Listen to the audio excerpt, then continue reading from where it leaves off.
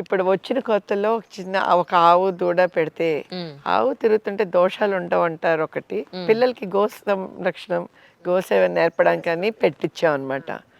తీరా పెడితే అది చూసుకునే మనుషులు లేరు. అయ్యో, పిల్లలు వాటి మీద స్నానం చేస్తారు, అన్ని చేస్తారు, కానీ పాలు పిండడం, అది టైంకి దానా చేయడం, దానికి ఏదైనా అనారోగ్యం వస్తే వెటనరీ డాక్టర్ ట్రీట్మెంట్ చేయించడం, ఇది ఒక పెద్ద సమస్య అయిపోయింది. మామూలుగా చూసుకుంటున్నాం. సెలవులు వచ్చినప్పుడు అప్పుడు మాకు క్యాంపస్ క్లోజ్ చేసినప్పుడు పని వాళ్ళు ఉంటున్నారు, వాళ్ళకి అప్పచెప్తే కూడా ఆ రెస్పాన్సిబిలిటీ తీసుకునే వాళ్ళు లేరు.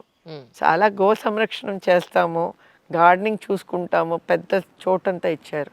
అలా ఎవరైనా ఒక కపుల్ మొగుడు పెళ్ళం వస్తే మేము ఒక రూమ్ కింద వాళ్ళకి కట్టి ఏదైనా ప్రొవైడ్ చేసి వాళ్ళని అట్టే పెట్టి వాళ్ళకి జాబ్ ఇవ్వడానికి మేము ప్రయత్నం చేస్తాము. ఆర్థికంగా వెనుకబడి ఉన్న వాళ్ళకి మాత్రమేనా అనంటే, వాళ్ళకి మాత్రమే ఇది కనపడుతోందా అనంటే మీరు ఏమంటారు? అంటే ఇక్కడికి వచ్చేవాళ్ళు 70% పురోహితుల ఫ్యామిలీల నుంచి పిల్లల్ని జాయిన్ చేస్తున్నారమ్మా. అన్ని చుట్టుపక్కల ఉన్న విలేజెస్ నుంచి, గ్రామాల నుంచి. వాళ్ళు చెప్పేది, పేరెంట్స్ చెప్పేది ఏంటంటే, పిల్లలు జనరల్గా గవర్నమెంట్ స్కూల్స్కి, ఆ చుట్టుపక్కల స్కూల్స్కి వెళ్తుంటే వెళ్ళి వచ్చేటప్పుడు రక్షణ కష్టంగా ఉంటుంది. ఇక్కడ ఓన్లీ బ్రాహ్మిన్స్ ఉంటున్నారు, బయట లాంగ్వేజ్ మారుతోంది మాకు పిల్లలకి, మేము వాళ్ళకి ఇవ్వలేని చదువు, సంగీతము ఇన్ని మీరు ఇక్కడ ఇస్తున్నారు అన్న దాని మీద జాయిన్ చేస్తున్నారు.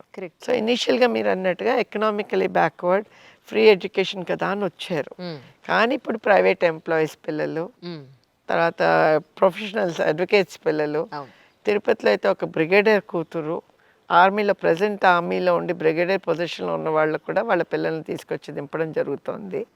ఎందుకు అని అడిగాను నేను వాళ్ళని, మీ పిల్లలకి ఇక్కడ ఫెసిలిటీలో ఉండే డార్మెటరీ కదా, కామన్ బాత్రూమ్లు కదా అని.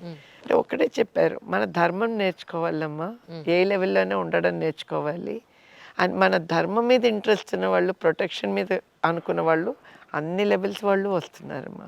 It is open to all Hindus who want to learn ధర్మం. అండ్ వన్ మోర్ థింగ్ ఏంటంటేనండి, నేను చూసింది మన ఏదో ప్రైవేట్ స్కూల్స్లో, ప్రైవేట్ కాలేజెస్లో ఏసీ బస్సుల్లో పంపిస్తున్నాం, ఏసీ క్యాంపస్లో పెడుతున్నారు, హైఫైగా వాళ్ళు మాట్లాడుతున్నారు, ఇవంతా బాగానే ఉంది. కానీ చిన్నప్పటి నుంచి ఒక పద్ధతిగా, ఒక విధి విధానంలో పెరిగిన పిల్లలు 25 ఏళ్ళు వచ్చిన తర్వాత బయట సొసైటీని వాళ్ళు ఇండిపెండెంట్గా చూడడం మొదలుపెట్టిన తర్వాత అప్పుడు చెడిపోమన్నా చెడిపోరు. ఇన్నాళ్ళు నేను ఈ విధానంలో ఉన్నాను కదా, ఇది కదా, ఇదేంటి వీళ్ళు ఇలా ఉన్నారు అని వాళ్ళని మార్చే ప్రయత్నం అన్నా చేస్తారు. లేదా ఈ ప్రపంచం నాకు సంబంధం లేదు, నా ప్రపంచం వేరేని ఓ దండం పెట్టి వీళ్ళ విధానంలో వీళ్ళు ఉంటారు. అది ఆల్రెడీ వచ్చింది మా పిల్లల్లో. వాళ్ళు బయట ఎగ్జామ్ రాయడానికి వెళ్తారు ఎగ్జామ్ సెంటర్స్కి, అక్కడ పేపర్ వీళ్ళది ఇవ్వమని అడుగుతారట, కొంతమంది కాపీ చేయడానికి దానికి అంటాను. వీళ్ళకి ఇదేంటి ఇలా అడుగుతున్నారు అన్నది ఒకటి వస్తుంది. రెండోది, ఇక్కడ మనకి డ్రెస్ కోడ్ ఇందాక నేను చెప్పినట్టు లంగా ఓణీలు, అదర్ టైమింగ్స్లో సల్వార్లు వేసుకొని ఇస్తాం, కానీ లెగ్గింగ్స్ అవన్నీ వద్దని చెప్తాము. ఎందుకంటే వి అడ్వైజ్ ఇట్, ఆ స్కిన్ జీన్ ప్యాంట్స్ అన్నీ వేసుకుంటే వాళ్ళకి చెమటలు వచ్చి ర్యాష్లు వస్తాయన్న దానికని.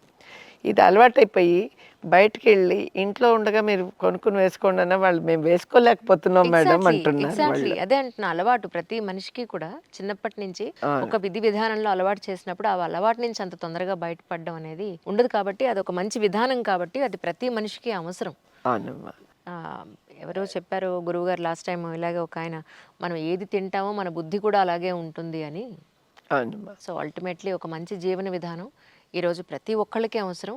ఎస్పెషల్లీ ఆడపిల్లలు కొనడం వల్ల ఫ్యామిలీ అంతా బాగుంటుంది అన్డౌటెడ్లీ. ఇప్పుడు ఇక్కడి నుంచి ఏదైతే స్వామివారు కోరుకుంటున్నారో బయటకు వెళ్ళాక, ఇప్పటికి ఒక తిరుపతి క్యాంపస్ నుంచి మాత్రం చూస్తే ఒక 60 మంది పిల్లలు అర్చకుల్ని, వేద పండితులని పెళ్ళిళ్ళు చేసుకుని సెటిల్ అయ్యారు.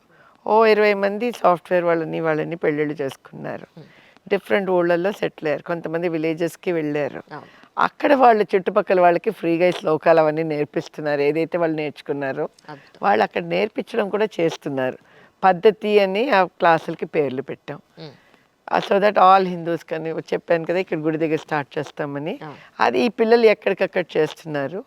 అండ్ అక్రాస్ ద గ్లోబ్ అమ్మ, ఇక్కడ మన లిమిట్ టు ఇండియానే కాకుండా ఏ దేశంలో ఉన్నా మన ఆన్లైన్ క్లాసులు తీసుకుని పిల్లల ద్వారా అందరికీ నేర్పించడం జరుగుతుంది. ఆన్లైన్ కూడా చేస్తున్నాం మేడం. ఇండియాలో ఉన్న, బయట దేశంలో ఉన్న ఆన్లైన్ క్లాసులు నేర్పిస్తున్నాము. ప్రతి ఊళ్ళోనూ తెలుగు సెంటర్స్ పెడుతున్నారు, తెలుగు భాష నేర్చుకోవాలి అని. అది చిన్న ఎగ్జాంపుల్, మా ఇంట్లో మా కోడల చేత కూడా మొదలు పెట్టించారు ఆన్లైన్. సో ఆన్లైన్ క్లాసులో ఒక 5 ఏళ్ళ నుంచి 15 ఏళ్ళ పిల్లల దాకా తెలుగు నేర్చుకుని తెలుగు భాష, తెలుగు పద్యాలు, తెలుగు పండగలు, క్షేత్రాలకు టూరిజం తీసుకెళ్ళి ఒక్కొక్క ఊళ్ళో ఎలా ఉంటుంది, విలేజ్కి వెళ్తే అగ్రికల్చర్ ఎలా ఉంటుంది, గోశాల ఎలా ఉంటుంది, ఇవన్నీ నేర్పించడం, ఇవన్నీ కూడా చేయడం మొదలు పెడుతున్నారు. ఇప్పుడు ఎవరైతే ఆన్లైన్ క్లాసెస్ నేర్చుకోవాలని అనుకుంటారో దానికి సంబంధించిన వెబ్సైట్ కానీ డీటెయిల్స్ కానీ ఉంటే కొంచెం నాకు ప్రొవైడ్ మీరు ఇవన్నీ కూడా సాంప్రదాయ.org వెబ్సైట్లోకి వెళ్తే అన్ని కోర్సులు అడ్మిషన్స్ డీటెయిల్సే కాదు, వాళ్ళకి ఆన్లైన్ కోర్సుల్లో ఎక్కడెక్కడ జాయిన్ అవ్వచ్చు అన్నది కూడా ఇప్పుడు ఆ వెబ్సైట్ కూడా కొంచెం రీవ్యాంప్ కూడా చేస్తున్నాము. అన్ని డీటెయిల్స్ అందులోకి వస్తాయి.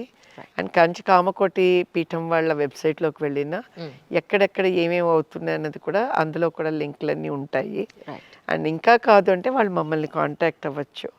ఎనీ టైం వాళ్ళు మమ్మల్ని కాంటాక్ట్ అయితే మేము వాళ్ళకి హెల్ప్ చేసి వాళ్ళకి ఏ క్లాసులో జాయిన్ అవ్వాలి, ఎక్కడ జాయిన్ అవ్వాలి అన్నది అన్ని గైడ్ చేసి వాళ్ళకి మేము ప్రొవైడ్ చేస్తాము.